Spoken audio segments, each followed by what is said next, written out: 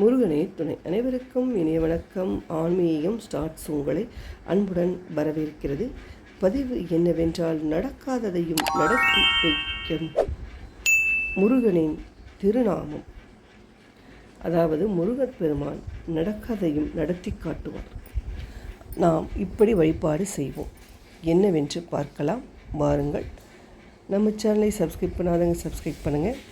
செவ்வாய்க்கிழமை அன்றுதான் இந்த வழிபாட்டை செய்ய வேண்டும். முருகப்பெருமானுக்கு உகந்த செவ்வாய்க்கிழமை, கிருத்திகை நட்சத்திரம், சஷ்டி எந்த நாளிலும் செய்யலாம்.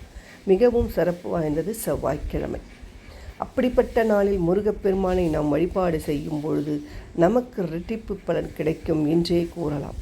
அந்த வகையில் மிகவும் எளிமையான முறையில் முருகனின் திருநாமத்தை மட்டும் 21 முறை எழுதுவதன் மூலம் நடக்கவே நடக்காது என்று நினைத்திருக்க காரியமும் எளிதில் நடந்திட முருகப்பெருமான் அருள் புரிவார். அப்படிப்பட்ட திருநாமத்தை எப்படி எழுதுவது என்று நாம் பார்க்கலாம். நாம் ஒவ்வொருவரும் நம்முடைய வாழ்க்கையில் ஏதாவது ஒரு விஷயம் நடக்க வேண்டும் என்பதற்காக முயற்சிகள் செய்வோம். பலமுறை முயற்சி செய்தும் அந்த காரியத்தில் ஏதாவது தடைகள் வந்து கொண்டே இருக்கிறது.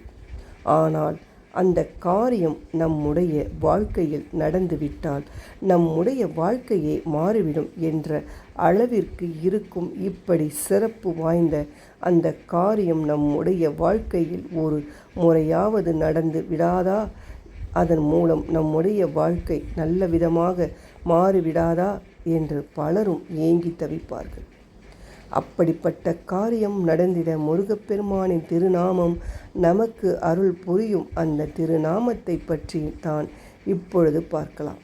முருகப்பெருமானை வழிபாடு செய்வதற்கு உகந்த கிழமையாக இருக்கக்கூடிய செவ்வாய்க்கிழமை அன்று இந்த வழிபாட்டை முருகப்பெருமானுக்கு மிகவும் உகந்த நாளாக கருதப்படுகிறது. இயன்றவர்கள் அருகில் இருக்கக்கூடிய முருகன் ஆலயத்திற்கு சென்று முருகப்பெருமானை வழிபாடு செய்வது என்பது மிகவும் சிறப்பு. முருகப்பெருமானுக்கு செவ்வரளி மலர்களை மாலையாக வாங்கி கொடுத்து 1 அல்லது 6 என்ற எண்ணிக்கையில் நெய் தீபம் ஏற்றி வைத்து முருகப்பெருமானை வழிபாடு செய்ய வேண்டும்.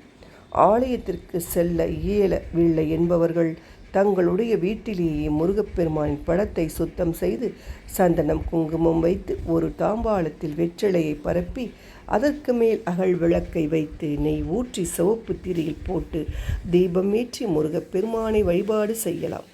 அதே சமயம் முருகப்பெருமானுக்கு பிடித்தமான ஏதாவது ஒரு பொருளை நெய்வேத்தியம் ஆகவும் வைப்பது என்பது மிகவும் சிறப்பு. இதோடு சேர்த்து முருகப்பெருமானுக்குரிய கவச பாடல்களை பாராயணம் செய்வது, மந்திரங்களை கூறுவது போன்ற வழிபாட்டையும் நாம் மேற்கொள்ளலாம்.